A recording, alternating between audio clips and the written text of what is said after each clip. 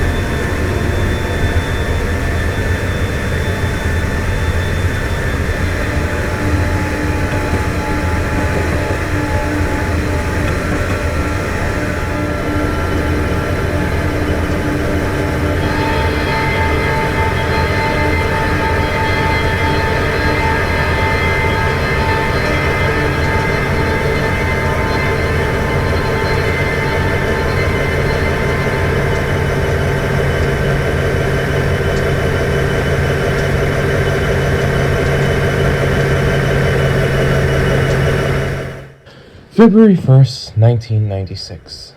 Years have gone by since two runaway train incidents occurred in 1989 and 1994, only for another one to strike again.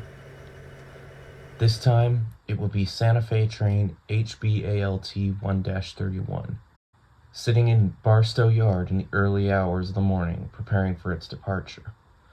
The train was a manifest with an all-EMD consist with ATSF GP60M 157, GP50 3853, GP60B 342, and GP60 4031.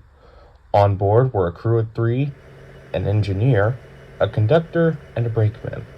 The train departed Barstow Yard at around 1 in the morning.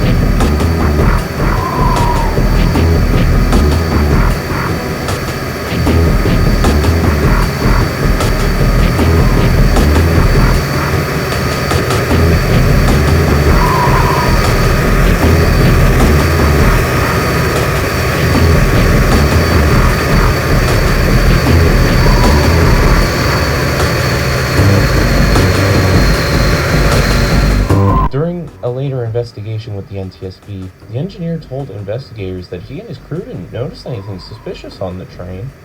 The locomotives, the cars, or their brakes. Everything was going fine. He also stated that he brought the train to a stop at Victorville to do a required brake test, and at the summit to wait for a signal. The brakes worked fine and continued as normal. After looking through the evidence, the NTSB stated that human error didn't play a role in the accident. The trip had been uneventful between 1 a.m. to around 4 a.m. as it was making its way through Cajon Pass.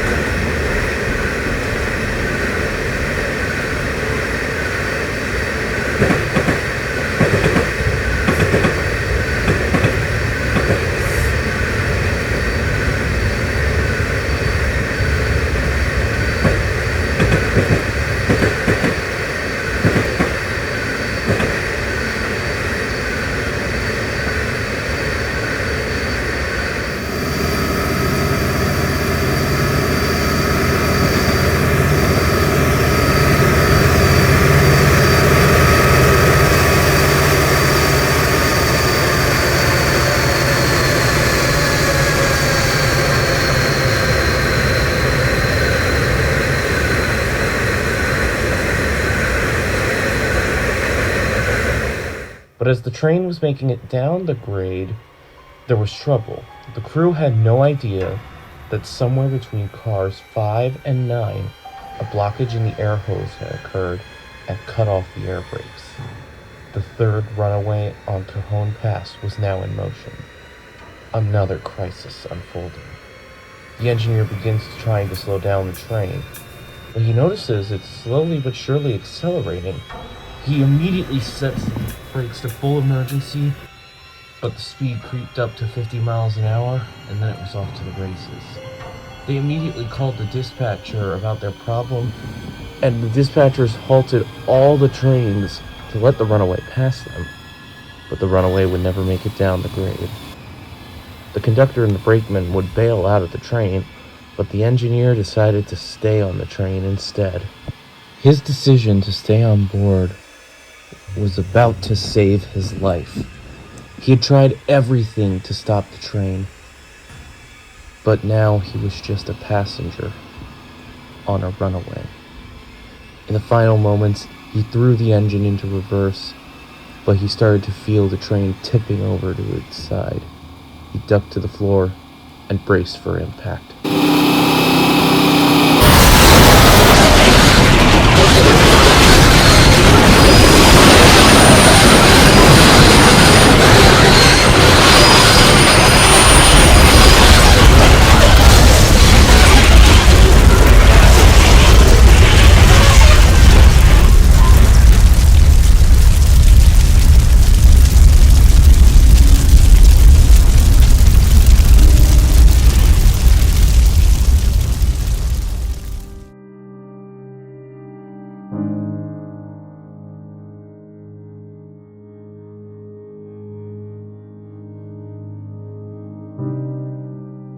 The Santa Fe train derails at 4:10 a.m. 157 flips over on its right side and suffers minor damage. However, its long hood was sheared off. The other trailing units were crushed by 45 of the 49 freight cars that came tumbling down like rocks falling off a mountain. Amazingly, the engineer of the manifest climbs out of the smashed engine, similar to the engineer of 7551 back in 1989. He was seriously injured, but thankfully alive. Two locals who saw the wreck unfold immediately rushed to the scene and helped the engineer out, who was later rushed to the hospital. The conductor was killed instantly after smashing his head into a rock from bailing out of 157. The brakeman survived by jumping from the train, but later died at the scene after inhaling carbon monoxide poisoning. From the fire. Several tank cars exploded and created a huge fireball as toxic black smoke began to rise. Interstates 15 and California State Route 138 were shut down, and locals nearby were forced to evacuate. One tanker car containing flammable liquid, specifically butyl acrylic, was found with its internal temperature rising from the heat, creating the risk of a boiling liquid vapor explosion, or a BLEVE. Thankfully, it was put under control using plastic explosives. Firefighters battled the fire for days until it was finally put out on February 5th, reopening Interstate 15 and California State Route 138. Locals were finally allowed to return home. It wouldn't be until December 11th, 1996 that the NTSB would release their final report. In the end, Santa Fe's 3853 and 4031 were scrapped, while 157 and 342 were returned to service, and they continue to operate to this day with BNSF. And even though it's been 28 years, and so many have worried about it, we thankfully haven't seen a runaway on Cajon Pass since then.